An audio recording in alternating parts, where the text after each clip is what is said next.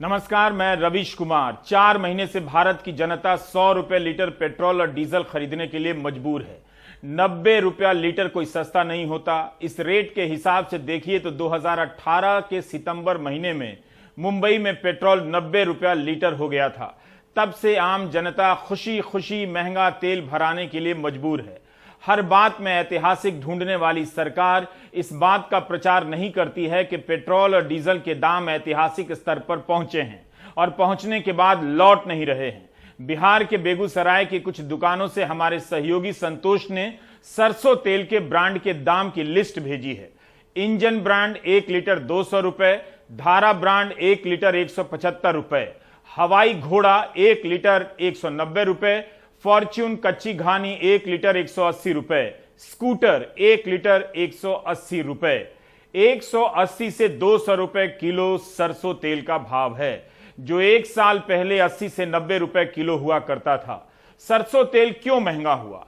2014-15 में खाद्य तेलों के उत्पादन को बढ़ाने के लिए नेशनल मिशन की घोषणा हुई थी। उसका क्या हुआ? उत्पादन क्यों नहीं बढ़ा? इस वृद्धि का संबंध उत्पादन की कमी से है या जमाखोरी से? हम इन सवालों को आगे देखेंगे, लेकिन पहले यह देखेंगे कि यह महंगा तेल कौन खा रहा है, किसकी जेब में पैसा है जिस कारण इसकी मांग बढ़ी है और दाम बढ़ रहा है। जमाखोरी को समझने के लिए जरूरी है। पिछले साल लाखों लोग जब पलायन के लिए मजबूर हुए तो क्या आपको बताया गया कि किन किन परिस्थितियों और विकल्पों का अध्ययन करने के बाद तालाबंदी का फैसला किया गया, जबकि कोरोना उस रफ्तार से फैला भी नहीं था? आप यह जवाब नहीं जानते, लेकिन यह जानते हैं कि करोड़ों लोगों की नौकरियां चली गई, कमाई आधी हो गई। सरकार इस बारे में कभी रिपोर्ट नहीं देती कि प्रथम तालाबंदी से कितने लोगों की नौकरी गई। 2020 में भारत की अर्थव्यवस्था रसातल में चली गई। पहली बार भारत की जीडीपी 0 से भी नीचे माइनस में चली गई। लोगों की क्रय शक्ति खत्म हो गई। उसके बाद भी हालात मुश्किल से ही संभले। तब तक मार्च और अप्रैल 2021 आ गया। जो हुआ आपने देखा। एक बार फिर से लोगों की कमाई और क्रय शक्ति खत्म हो गई। अगर इतनी बात आप समझ गए हैं तो आगे बढ़ता हूं। अगर यह तस्वीर आपके जहन में स्पष्ट है तो आप इतनी आसानी से स्वीकार नहीं करेंगे कि भारत के लोगों का जीवन स्तर बढ़ा है। कांग्रेस की सांसद छाया वर्मा, सपा की सांसद विशंबर प्रसाद निषाद और चौधरी सुखराम सिंह यादव ने तेल के दाम बढ़ने के कारणों को लेकर सवाल पूछा तो मॉनसून सत्र में खाद्य और उपभोक्ता मामलों की राज्य मंत्री साध्वी निरंजन ज्योति जवाब देती हैं कि खाद्य तेलों की कीमतें अन्य बातों के साथ साथ मांग और आपूर्ति में असंतुलन से भी बढ़ी हैं। आगे कहती हैं कि लोगों के जीवन स्तर में सुधार के कारण खाद्य तेलों की मांग में वृद्धि हो रही है। खाद्य तेलों का प्रति व्यक्ति उपभोग 2018-19 में 19.5 किलोग्राम प्रति वर्ष से बढ़कर 2019-20 में 19.7 किलोग्राम प्रति वर्ष हो गया है। क्या वाकई 2020-21 के साल में जीवन स्तर में इतना सुधार आया है? एक और बात, सवाल पूछा गया है कि 2020 और 21 में दाम क्यों बढ़ रहे हैं, लेकिन सरकार डेटा दे रही है 2018 और 19 का। इस जवाब में सरकार ने कई कारण बताए हैं, लेकिन जमाखोरी पर चुप है। क्या वाकई जमाखोरी समाप्त हो चुकी है? क्या आप मानने के लिए तैयार हैं कि 2020-21 में लोगों का जीवन स्तर इतना सुधर गया है कि 180 रुपया किलो सरसों तेल खरीदकर खा रहे हैं? वो भी कई महीनों से मांग बढ़ती जा रही है, दाम बढ़ते जा रहे हैं। जीवन स्तर सुधरा है तो फिर 80 करोड़ लोग कौन हैं जो प्रधानमंत्री गरीब कल्याण योजना के तहत मुफ्त अनाज और झोला लेने के लिए लाइनों में लगे हैं? यह भारत की गरीबी का एकमात्र सरकारी आंकड़ा है जो सरकार खुद से नहीं बताती है। क्या ये 80 करोड़ लोग जो चावल और गेहूं नहीं खरीद पा रहे हैं, सरसों तेल खूब खरीद रहे हैं? इस साल क्या हुआ? इकोनॉमी का रिकवरी नहीं हुआ, सेकेंड वेव आया, लॉकडाउन हुआ, तो अपना जितना सेविंग था वो खर्च हो चुका है और दूसरे रेगुलर जॉब नहीं मिल रहा। अनएम्प्लॉयमेंट की डाटा हम सब पता होता है, जैसे centre for monitoring of Indian economics ने भी बताया, अनएम्प्लॉयमेंट रेट बहुत ज्यादा है। तो ये आपके पास पैसे नहीं होगा तो खर्च नहीं करेंगे, और पहला साल आपका थोड़ा सेविंग था, उसकी वजह से थोड़ा खर्च हो रहा था, और लोगों ने एग्रीकल्चर पे रीजॉइन किए थे क्योंकि गांव सब चले गए थे, उस पे रीजॉइन किए। लेकिन अभी क्या हो रहा है कि बहुत सारे लोगों को एग्रीकल्चर पे भी अभी भरोसा ज्यादा नहीं है। हम जैसे जानते हैं कि उससे इनकम नहीं होता है ज्यादा।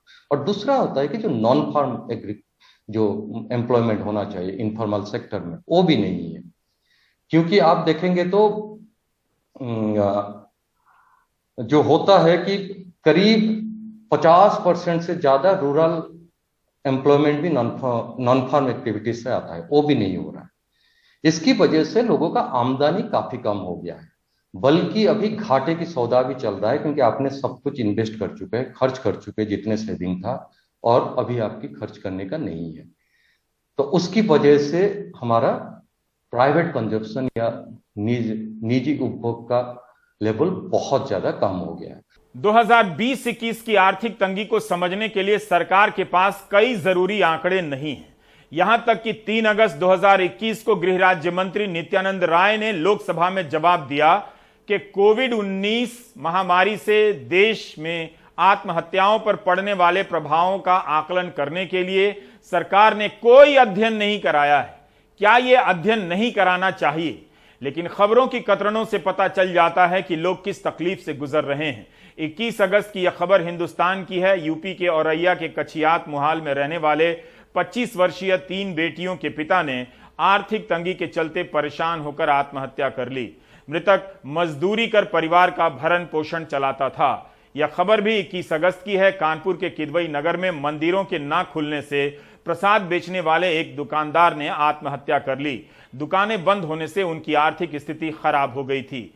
दैनिक भास्कर की खबर के अनुसार 25 अगस्त को 28 साल की युवती ने आत्महत्या कर ली। परिवार आर्थिक तंगी से गुजर रहा था।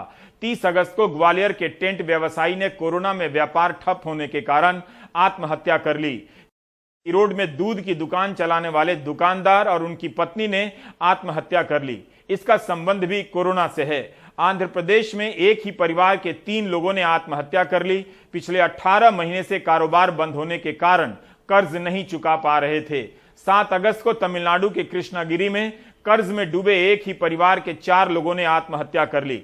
हमें ऐसी कई खबरें मिली जिनमें पूरे परिवार ने आत्महत्या की है, पति पत्नी ने आत्महत्या की है।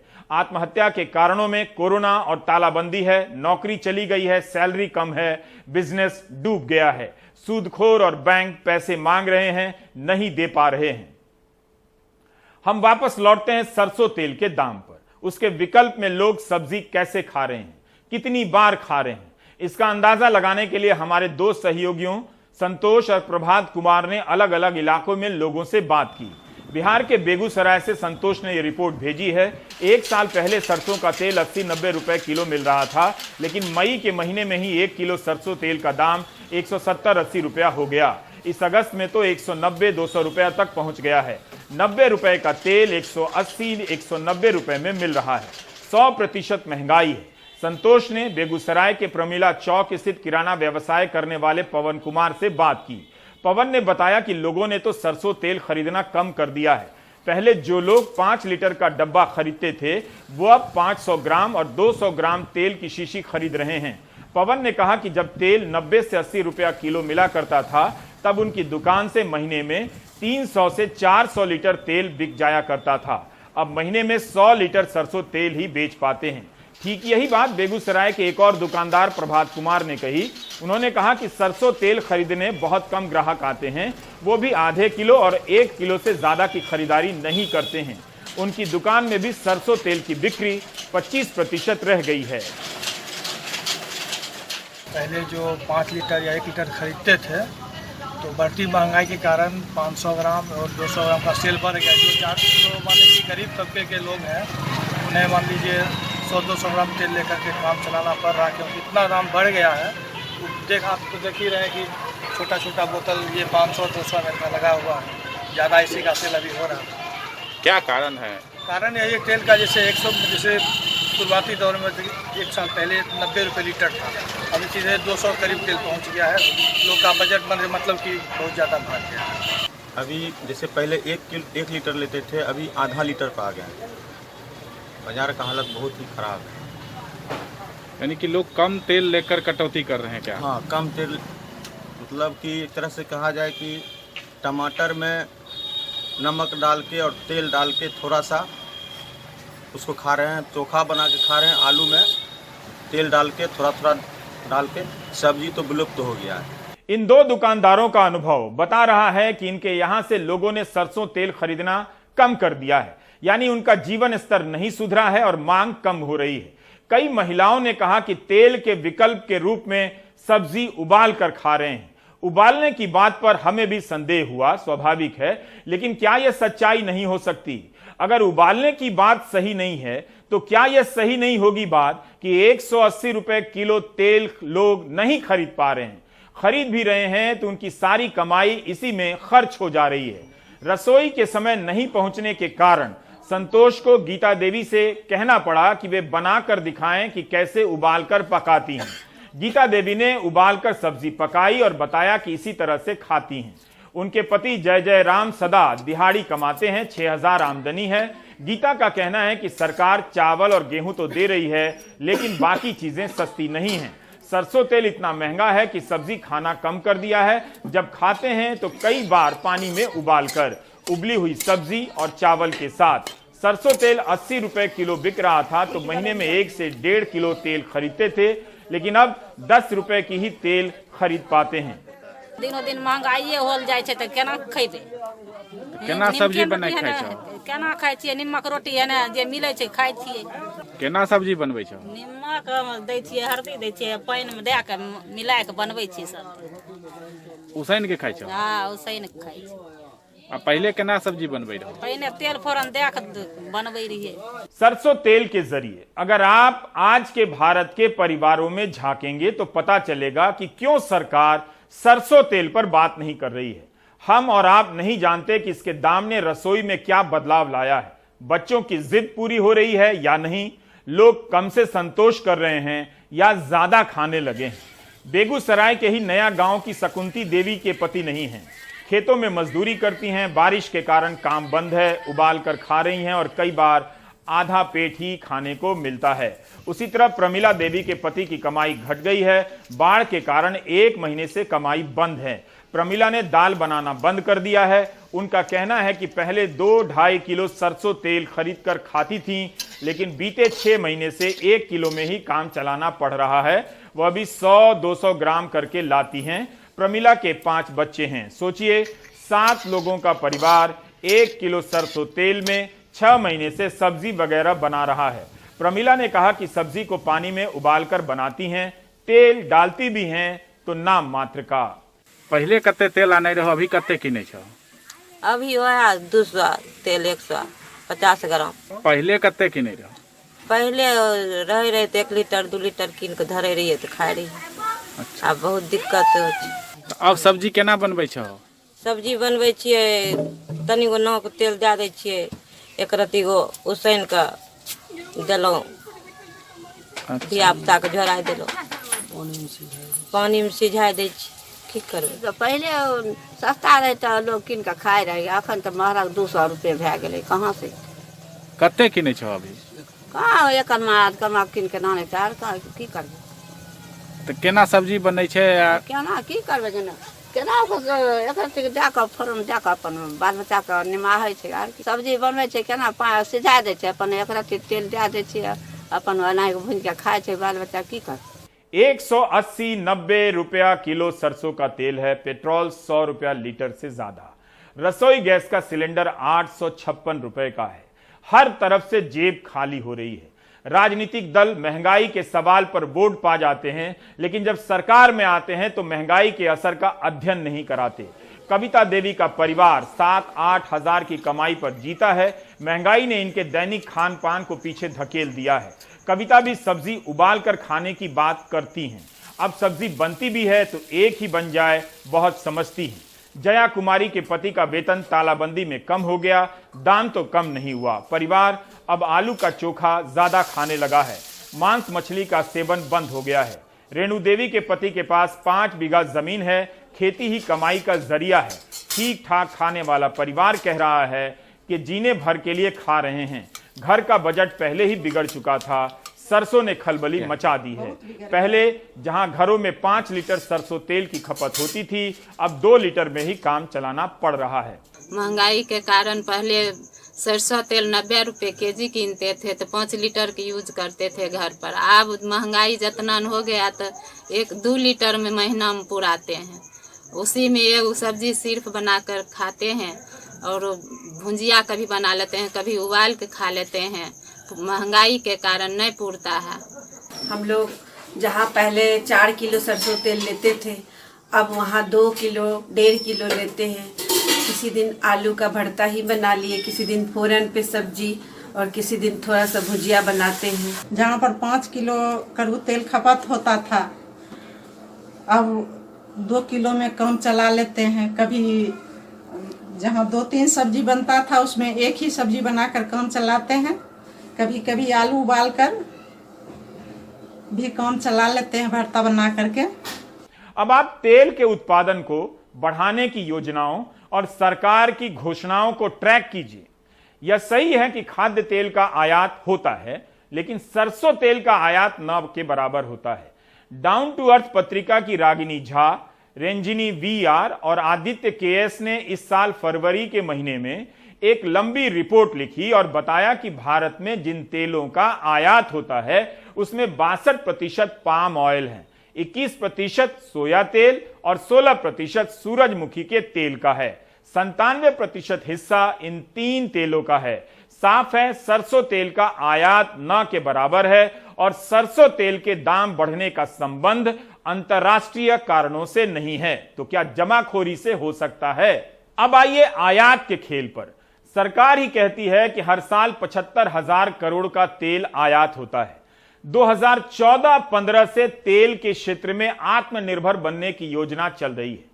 वो अगर कारगर होती तो 2019 में कई मंत्रालयों के सचिवों को मिलाकर बनी कमेटी सुझाव नहीं देती कि इस क्षेत्र में आत्मनिर्भर तभी बनेंगे जब आयात कम किया जाए, आयात शुल्क बढ़ा दिया जाए।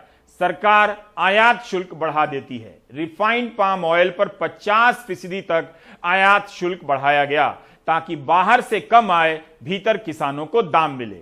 इस साल जब दाम बढ़ने लगे तो इंडस्ट्री हल्ला करने लगी कि आयात शुल्क बहुत ज्यादा है, तो 29 जून को सरकार ने पाम ऑयल पर आयात शुल्क कम कर दिया। सरसों का इसमें जिक्र नहीं है।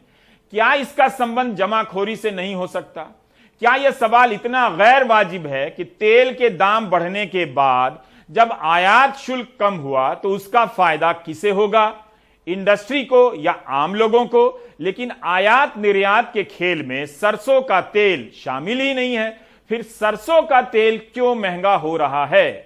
किसान से जो सरसों जिस समय खरीदी गई उस समय सरसों का रेट जो था 3500 ना होकर के 4000 के आसपास था। 4000 से 5000 तक सरसों के खरीदारी हुई।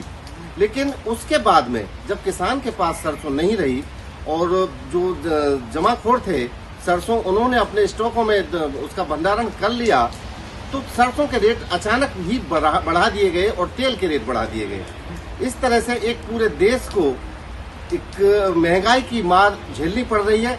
न तो सरसों की कमी देश में पहले थी, न आज है, लेकिन सरकार की नीतियों के कारण जिस तरह से सरसों का किसान आज बर्बादी के कगार पर है।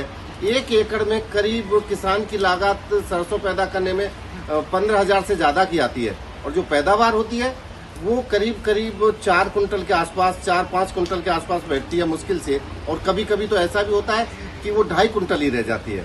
बहुत सारा डेटा देना और रिसर्च देना संभव नहीं है, लेकिन पुरानी खबरों और सरकार के बजट को पलटते हुए पता चला कि हेडलाइन छपने के बाद उसकी हकीकत कुछ और हो जाती है। नवंबर 2019 के इकोनॉमिक टाइम्स में वाणिज्य मंत्री पीयूष गोयल का एक बयान छपा है कि वाणिज्य मंत्रालय ने कृषि मंत्रालय से कहा है कि खाद्यान्न तेलों के उत्पादन में भारत को आत्मनिर्भर बनाने के लिए रोड मैप तैयार करें। अलग अलग मंत्रालयों के साथ हुई बैठक में चर्चा हुई है कि खाद्यान्न तेलों के आयात को 0 कैसे किया जाए। अब देखिए, आयात शुल्क कम कर दिया। इकोनॉमिक टाइम्स की जिस खबर में पीयूष गोयल का बयान छपा है उसी में बताया गया है कि 2014 से जो नेशनल मिशन चल रहा है उसमें अभी तक 10,000 करोड़ रुपए का सपोर्ट दिया गया।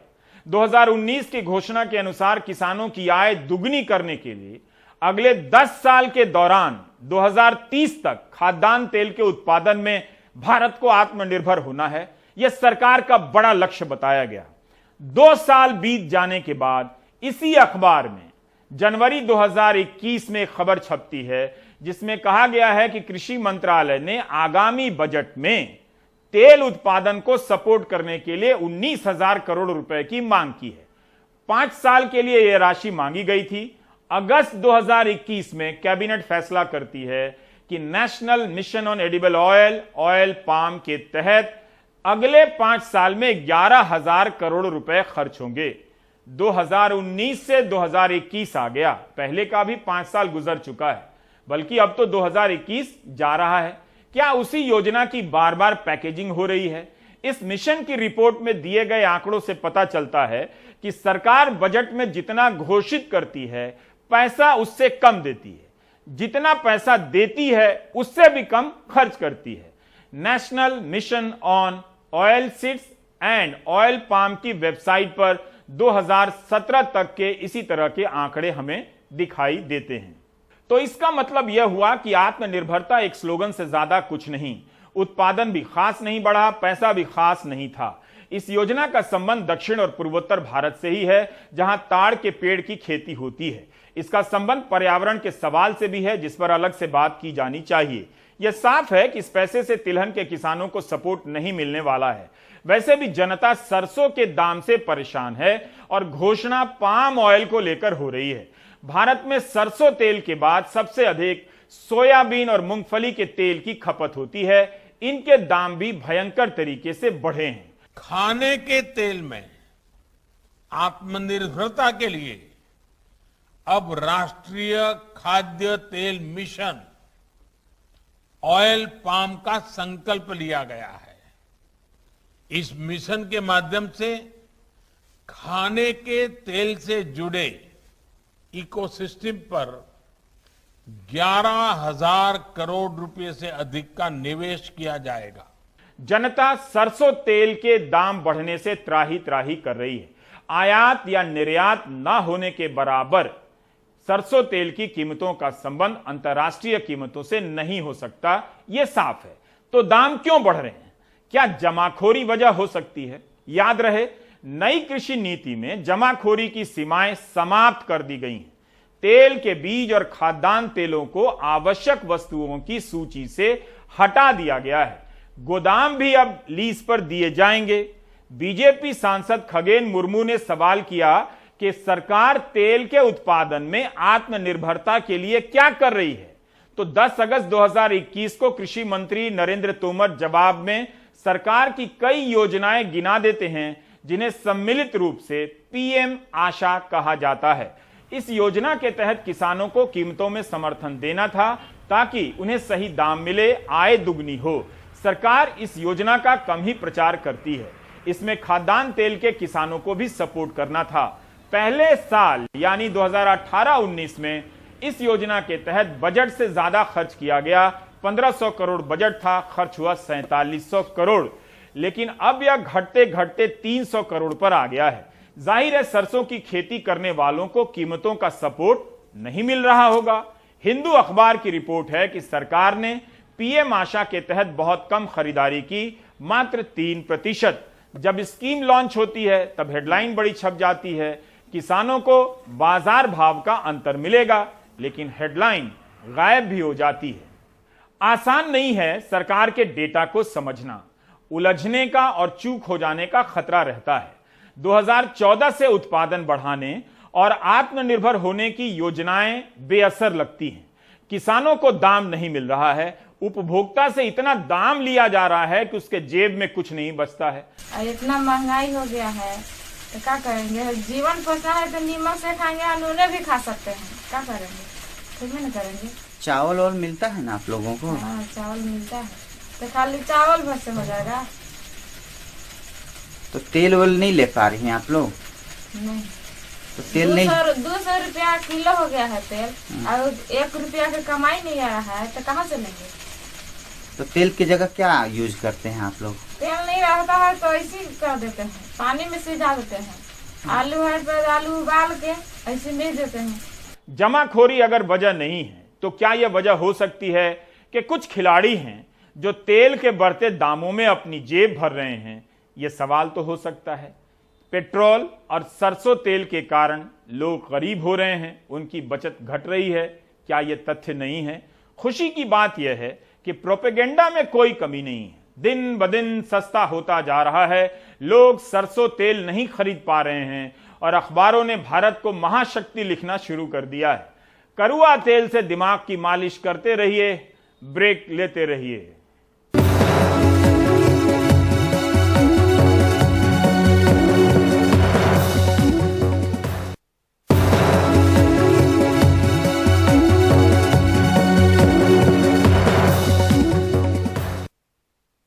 प्राइम टाइम के पहले हिस्से में आपने देखा कि लोग सरसों का तेल नहीं खा पा रहे हैं, लेकिन कुछ हिंदू नाम से चल रहे संगठन और हिंदू बोलकर कुछ युवाओं का समूह यह तय करने में काफी मेहनत कर रहा है कि मुसलमान क्या खाएं, क्या पहने और अपने ठेले पर किसका नाम लिखें। हिंदी प्रदेश ने इस स्तर पर पहुंचने के लिए कम मेहनत नहीं की है, बहुत मेहनत की है। रिटायर्ड अंकिलों ने तो दिन रात की है। उसकी खातिर इस असहिष्णुता के बाद भी आप सहिष्णुता पर गर्व कर ही सकते हैं। अपना अल्लाह का नाम लिखो भाई, मोहम्मद का नाम लिखो, श्रीनाथ जी का नहीं लगा सकते हो आप। हटाओ से तुरंत तरीके से, तो तरीके से नाम है ना, चलाना ये अपने नाम से चलाना ओरिजिनल में, बिल्कुल रख ले इस बात को, हटाए इसको। कृष्ण भक्तों में युद्ध करो, मथुरा को भी शुद्ध करो, कृष्ण भक्तों में युद्ध करो, मथुरा को भी शुद्ध करो। इसको हटा और अपने नाम से जो लगाना है अपने नाम से लगा, कोई ऐतराज नहीं है। तो हमारे ठाकुर जी का नाम आप लगाओगे और इस्तेमाल करोगे तो हमको आपत्ति है, और यदि आपको हमारे ठाकुर जी का इस्तेमाल करना ही है तो आइए, आपको हम वहाँ खोल के स्वागत करते हैं। आइए, घर वापसी कीजिए और बड़े अच्छे रूप से आपको हम दुकान भी देंगे और श्रीनाथ जी का नाम भी देंगे। ठेले वाले ने हिंदू मुस्लिम का झगड़ा खत्म करने को अब अपने ठेले का नाम अमेरिकन डोसा कॉर्नर लिख लिया है। उसे यकीन है कि अमेरिका उसका बोर्ड नहीं तोड़ेगा, लेकिन काश तोड़ने वालों ने गीता पढ़ी होती तो वे ऐसा नहीं करते, जिसके 12वें अध्याय के 13वें श्लोक में भगवान कहते हैं, अद्वेष्टा सर्वभूतानाम मैत्रः करुण एव च निर्ममो निरहंकार सम दुखा सुखा शमी। यानी मुझे वे भक्त बहुत प्रिय हैं जो अहंकार और द्वेष से मुक्त और क्षमाशील हैं, जो मित्र और दयालु हैं, जो सुख और दुख में समान हैं। वीडियो वायरल हुआ तो पुलिस ने भी खानापूरी की और मामूली दफाओं में FIR कर ली। वस्तुतः बहुसंख्यकवाद जिस तरह उग्र होता जा रहा है, ये तालिबान का हिंदी रूपांतरण है, जो हमारे समाज को, हमारे देश को बहुत बड़ी क्षति पहुंचाएगा। ये उस भगवान का नाम लेने से रोकने के लिए हुआ जिसने दुनिया को जिंदगी का सबसे बड़ा फलसफा दिया, जिसकी मोहब्बत और अकीदत धर्मों के आर पार जाती है। यही वजह है कि मुगलों की हुकूमत में काबुल से पश्तून कबीले का एक मुसलमान सैयद इब्राहिम वृंदावन आता है और रसखान बन जाता है और कहता है कि मानुस हों तो वही रसखान, बसों ब्रज गोकुल गांव के ग्वारन, जो पशु हों तो कहाँ बस मेरो, चरों नित नंद की धेनु मंझारन।